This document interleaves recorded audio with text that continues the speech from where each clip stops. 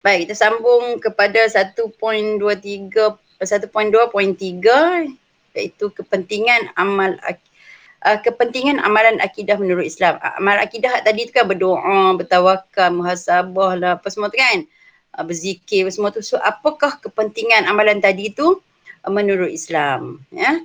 Okey.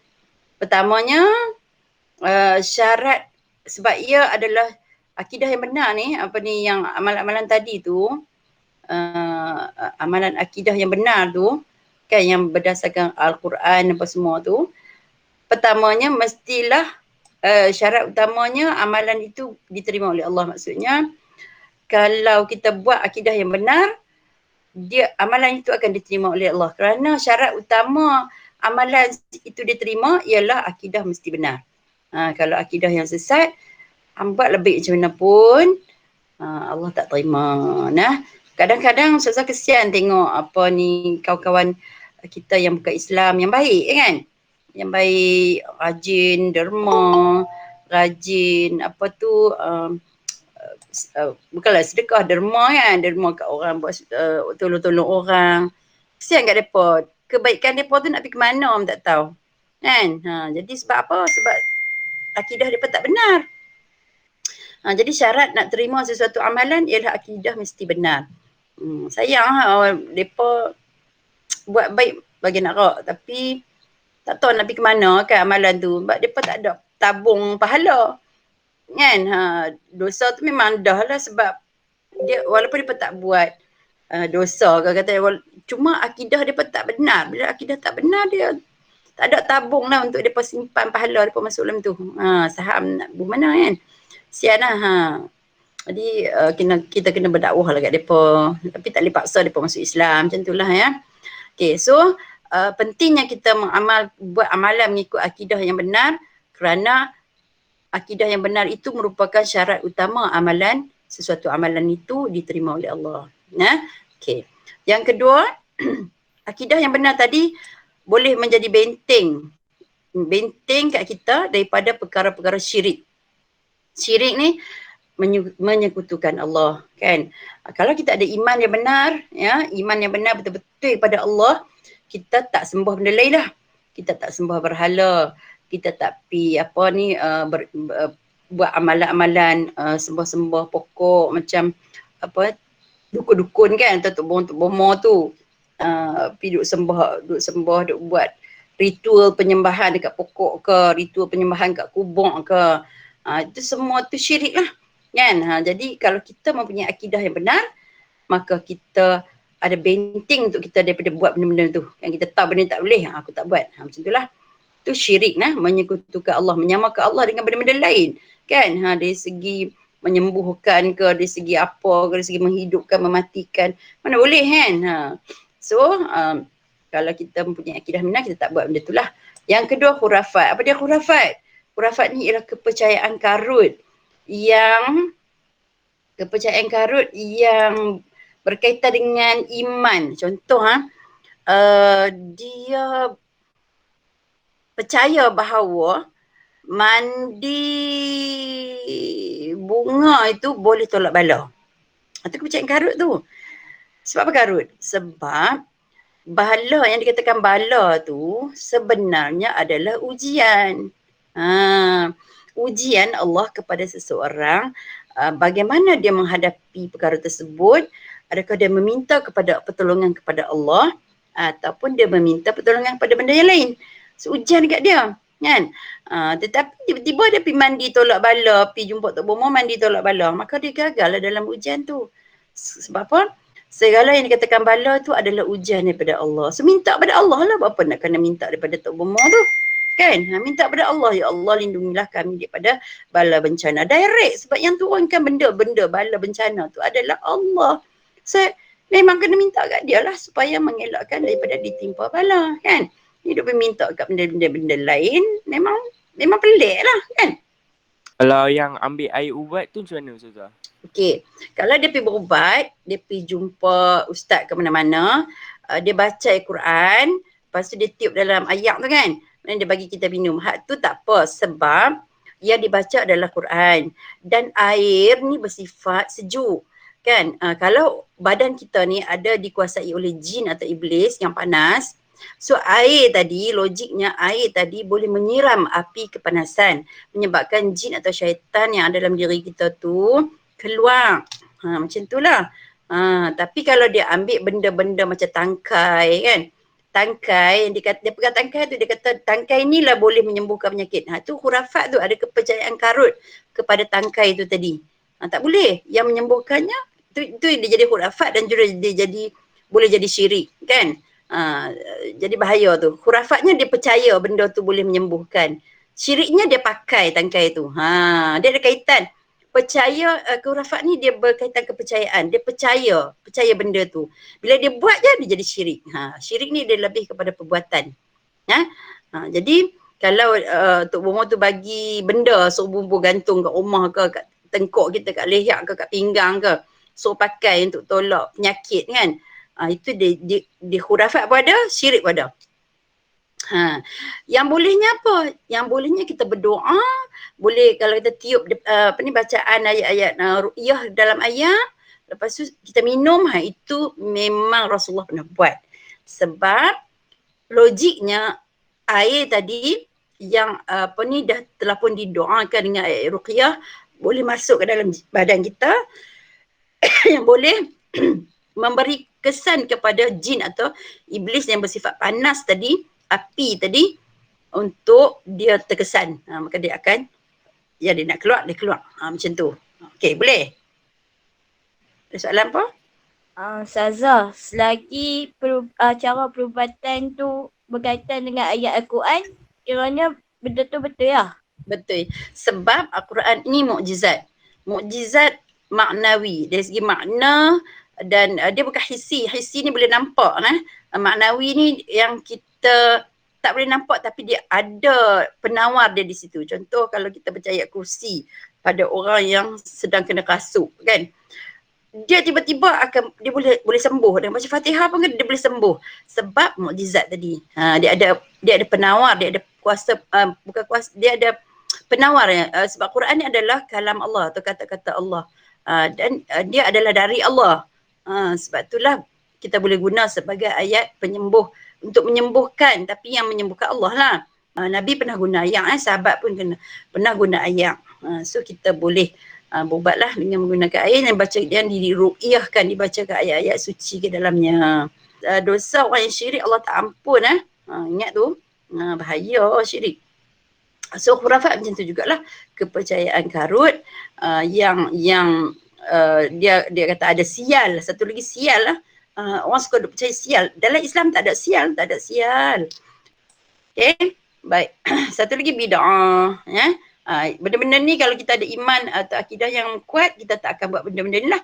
Bid'ah ni ialah perkara yang Rasulullah tak buat dalam hayat dia, semasa hidup dia. Rasulullah tak buat, sahabat pun tak buat. Tiba-tiba mic kat kita buat kan. Cuma bid'ah ni ada dua lah. Ada dua. Selepas Rasulullah wafat, ada sahabat yang masa tiba Maulid Nabi, hari Maulidur Rasul lah, Saidina Umar kalau tak salah, yang meraihkan Maulid Nabi tu dengan selawat. Kan? Masa hayat Rasulullah tak buat. Takkanlah dia nak pergi habaq dekat sahabat-sahabat. Ni birthday aku ni, kira macam tu lah bahasa kita kan. Ni Maulid Nabi, Maulid aku ni, maka jom selawat, pakat-pakat selawat. Rasulullah tak buat selawat untuk diri sendiri dah kan. Jadi apabila Rasulullah wafat, sampai zaman sahabat kan sayang, cintakan Rasul kan. Dia pun sangat-sangat mengasihi Rasul ni, tak ada habaq lah. Jadi dia pun rasa rindu sangat pada Rasulullah. Jadi pada hari Maulid dia, semua berselawat lah. Berselawat. Itulah permulaannya. Kan, benda ni Nabi tak buat. Dia kata bid'ah tak. Tetapi oleh kerana dia mendatangkan kebaikan, maka diharuskan. Yang tak bolehnya kita mengadakan benda yang langsung di luar syariat, bertentangan, bersalahan dengan syariat. Yang tu adalah dilarang. Satu lagi benda bid'ah yang lah ni orang tak buat dah. Ustaz tak pastilah orang buat kedok yang baca Quran atas kubur. Baca Quran atas kubur, dia perbuat pondok kecil, lepas tu baca Quran atas kubur tu 3 hari 3 malam. Hak ni pun setengah masjid larang sebab Rasulullah tak pernah adalah hadis pun, Rasulullah tak pernah suruh. Yang Rasulullah suruh ialah baca Quran dan sedekahkan kepada si mati oleh anak cucu dia. Kan, yang tu kira direct terus dapat pahala tu. Dan baca Quran tak semestinya di atas kubur, di rumah pun sampai pahala tu. Kita baca di rumah, di sana sampai pada kubur untuk di alam barzakh sana. Kan? Maknanya tak mestinya duduk atas kubur. Bila buat duduk atas kubur dan percaya yang tu adalah ajaran agama, dia jadi bid'ah. Bid'ah yang salah. Kan? Dia menambahkan bilangan rakaat dalam solat apa semua buat selain daripada sunnah Nabi tu adalah bid'ah yang sesat. Maka yang tu tak boleh buat. Ya. Okey. Takat sambut Maulidur Rasul dihukumkan sebagai harus. Ya, harus. Okey. Macam tahlil pun kan. Macam tahlil, kalau ikut Rasulullah, lepas orang tu meninggal dunia, mereka akan bawa pergi ke kubur, lepas tu mereka akan kebumikan terus dan Rasulullah baca doa, balik. Dia tak baca tahlil, tahlil lah, tahlil macam, sampai lah ni pun, negara Arab dia macam tu lah, dia buat macam tu. Dia tak baca wahai si mati apabila ditanya kepada mumar buka jawablah Allahu Rabbi apa semua kan. Di Malaysia saja. Jadi tahlil ni talqin. Setengah orang tak mau buat sebab dia kata tu bid'ah kan. Setengah orang masih buat. Tapi macam nilah. Kalau pada ustazah, kalau orang tak mau buat, kita jangan kata dia sesat. Dia tak mau buat lah kan, dia tak mau bid'ah. Okey. Tapi kalau masjid yang buat ataupun orang yang buat, kita jangan kata dia sesat pula. Sebab dia talqin semua ni bukan untuk si mati sebenarnya. Dia mengingatkan orang yang hidup tu. Si mati tak boleh ajak apa dah. Dah tak boleh apa dah. Dah habis dah nak ajak, nak belajar tak boleh dah. Dah mati kan. So ajak pun tak boleh dah. Tak boleh apa kan. Cuma pengajaran dia kita ambil pengajaran kepada orang hidup. Tu yang jadi harus kan. Selagi dia tidak menyalahi syarak. Sebab dia dalam kita dia baca doa sebenarnya, cuma dia seru si mati tu. Tu je. Tapi kalau orang tak membuat, kita tak boleh kata dia sesat, dan kalau orang buat pun kita tak boleh kata dia sesat. Terpulang pada kita nak buat macam mana, dan tak boleh pengaruh orang lah. Tu saya dah cerita tadi, apa dia syirik, apa dia khurafat, apa dia bid'ah. So dia boleh benting kita, akidah yang benar boleh benting pada benda-benda macam ni. Yang ketiga, akidah yang benar menjadi tunjang kekuatan umat Islam. Contoh pada sahabat-sahabat dulu, akidah dia pun sangat kuat kan, sampai menjadikan mereka ni kalau kata berperang dia tak takut matinya. Tu kata tunjang kekuatan umat Islam, sebab dia percaya dan yakin ada pada wahyu Allah, siapa yang berjuang bermati-matian ketika memerangi orang kafir, maka matinya, gugurnya adalah gugur mati syahid. Gugur syahid ni maknanya masuk syurga terus tanpa hisab. Jadi keyakinan depa kepada ghaib ni, iaitu alam barzakh ni tanpa hisab ni, menyebabkan mereka ada kekuatan yang luar biasa lah. Ya. Okey. Baik. Seterusnya kepentingan yang keempat ialah beroleh rahmat dan keberkatan Allah. Ya, memang Allah akan beri rahmatlah pada orang tu. Allah akan berkati dia kerana akidah dia benar dan dia buat amalan pun berdasarkan akidah yang benar. Kalau yang akidah yang salah, memang Allah tak akan berkat. Yang kelima, membentuk jati diri sebagai muslim yang sejati. Inilah contoh Islam sebenar, bukannya Islam yang ekstrim ataupun yang longgak sangat. Jadi bagi orang yang mempunyai akidah yang benar, dia buat pula amalan-amalan mengikut akidah yang benar, maka jati diri sebagai muslim sejati akan terserlah. Dia nampak orang yang apa yang Nabi cuba tunjukkan ada pada dia. Ya, tak nampak sesat, tak nampak. Islam ni cantik, maknanya indah. Kan dia bersederhana saja dalam kehidupan. Ya. Okey, baik. Kemudian yang keenam, akidah yang benar tadi ialah penentu kebahagiaan di dunia dan juga di akhirat. Maknanya kalau kita benar dalam amalan, dalam kepercayaan kita, maka kita akan bahagia di dunia, iaitu Allah berkat kita, Allah rahmati kita, Allah kasih kita, dan juga di akhirat maka kita dapat syurga. Sebalasan syurga lah, bahagialah di akhirat. Tu maksud bahagia di dunia dan bahagia di akhirat. Okay? Baik. Jadi yang akhir sekali ialah 1.2.4 bukti akidah yang benar. Okay. Macam tadilah Ustazah kata tadi, cerita pasal perlindungan kan, amalan yang boleh yang membuktikan pegangan akidah kita benar. Ni satu ni contoh memohon perlindungan hanya kepada Allah. Pernah dengar tak orang duk sebut hasbunallahu wa ni'mal wakil. Hasbunallahu wa ni'mal wakil kan. Cukuplah Allah sebagai pelindung, sebaik-baik pelindung.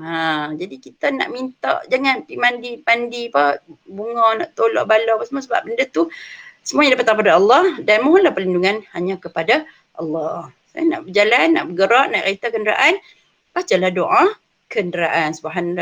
Subhanalladzi sakhkhara lana hadza wa ma kunna lahu muqrinin wa inna ila rabbina lamunqalibun kan. Insya-Allah selamat.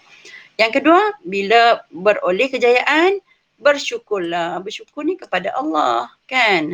Alhamdulillah, sebutlah alhamdulillah. Okey, baik. Yang ketiganya, sentiasa ikhlas dalam amalan. Buat apa pun ikhlas ya. Jangan tujuan kita nak menunjuk-nunjuk ataupun tujuan kita untuk nak dapatkan sesuatu balasan balik. Maka itu bukan ikhlas namanya. So kalau kita buat sesuatu lillahi ta'ala, lepas tu kita tak payah duk fikir lah. Dapat apa lepas ni? Aku dapat apa lepas ni? Kalau fikir nak dapat apa lepas tu, tak ikhlas namanya. Okey? Baik. Yang keempat, menjauhi fahaman yang menyeleweng. Lah ni banyak sangat ajaran sesat. Ajaran sesat banyak sangat. Apa yang diwartakan ada berpuluh-puluh, dekat 90 kot.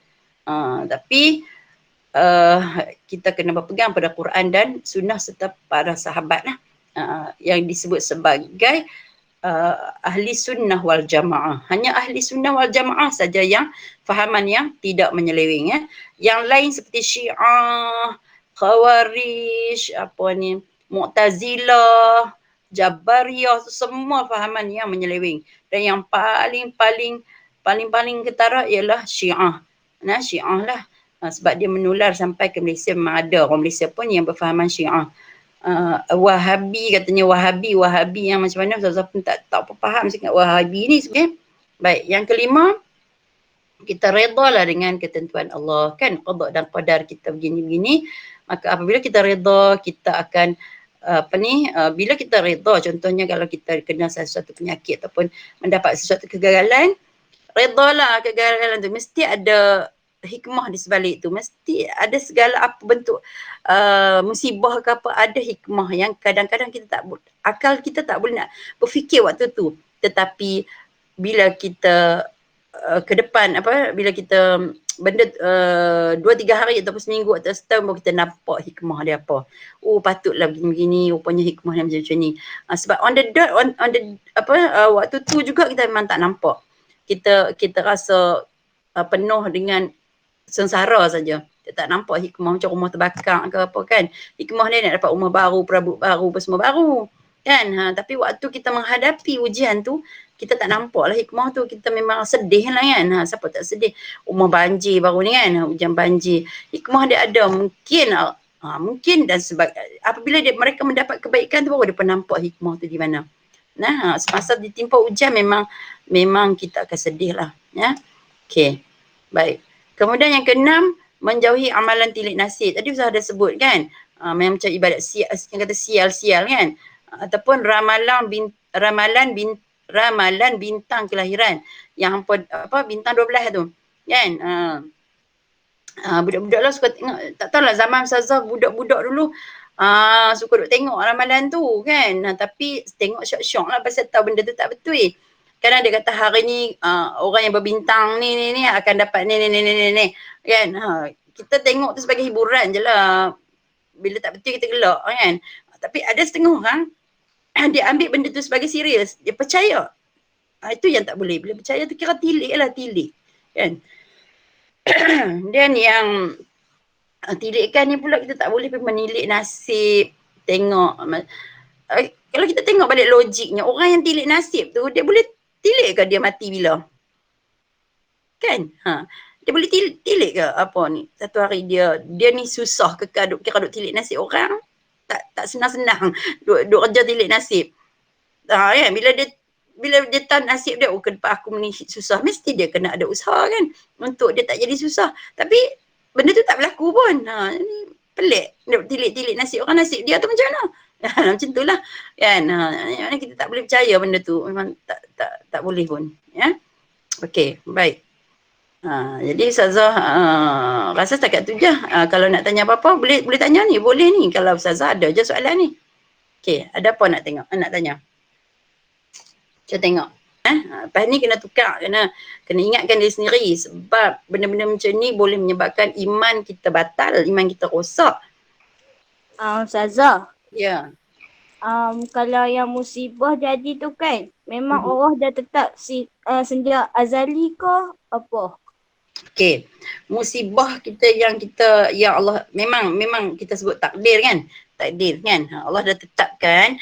Memang Allah tetapkan sejak azali, tetapi masa pelaksanaan tu qada qadar Allah tetapkan sebab dia tahu dah perjalanan hidup kita ni sampai ke sini kita akan jadi apa. So dia tetapkan. Okey, dia tetapkan tu sebagai qadar. Tetapi qada ni adalah pelaksanaan kita. Allah bagi dekat kita akal, Allah dah bagi ikhtiar. Kan, kalau sekiranya kau ni berusaha ke arah ni, maka dia akan, qadanya akan, dia ada dua qada, mubram dengan mu'allaq. Yang mu'allaq ni contoh ditakdirkan, qadar dia umur 40 kita mati kan.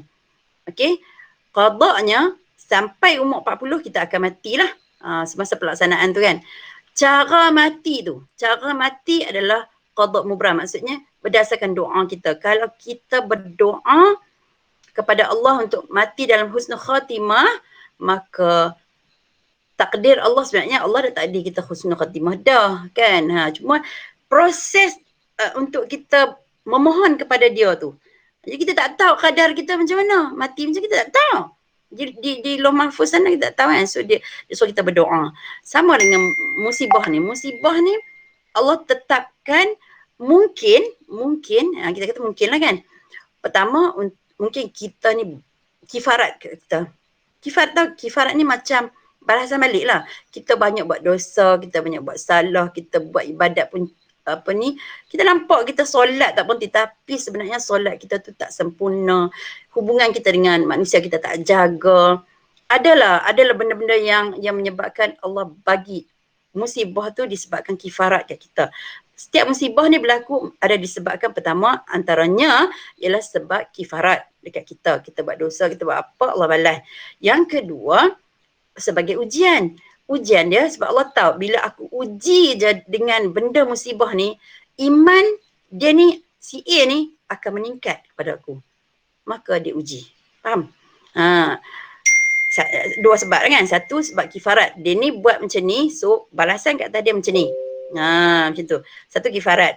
Kemudian disebabkan kifarat. Yang kedua disebabkan Allah nak uji dia. Uji macam mana?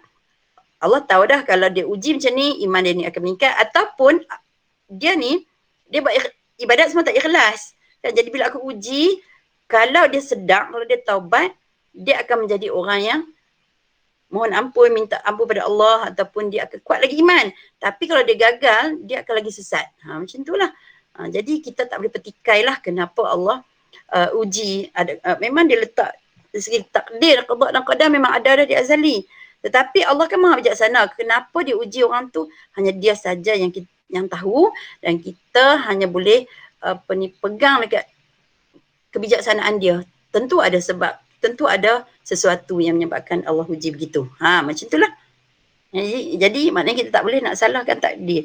Kalau nak qada dan qadar, takdir kita dilahirkan dalam keluarga yang susah kan. Itu takdir kita.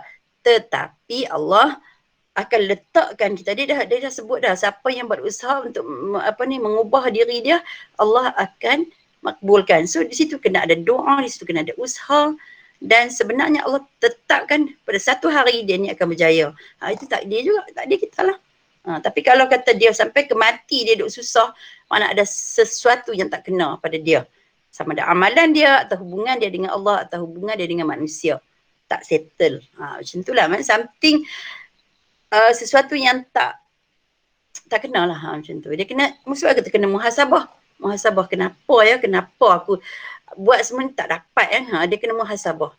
Sebab tu kita tak boleh salahkan takdir lah. So apa yang kita buat sekarang ialah usaha, doa, tawakal. Sebab kita tak tahu takdir kita apa. Siapa pun tak tahu takdir dia apa. Naknya Allah dah takdir dah macam tu. Kita tak tahu. Cuma kita tak tahu apa takdir kita. So apa yang kita boleh buat? Usaha, doa, tawakal.